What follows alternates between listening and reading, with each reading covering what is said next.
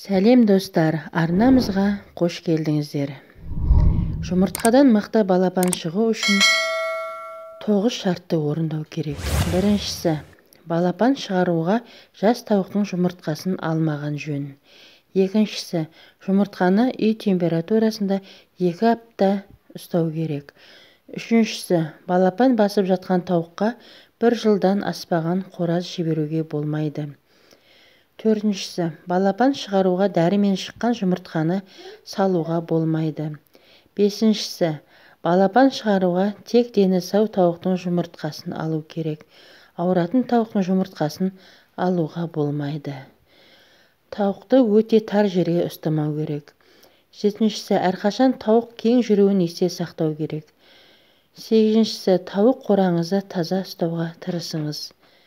Тоғызыншысы, арзан, сапасыз инкубатор алмаңыз. Барлық еңбегіңіз ысырап болады.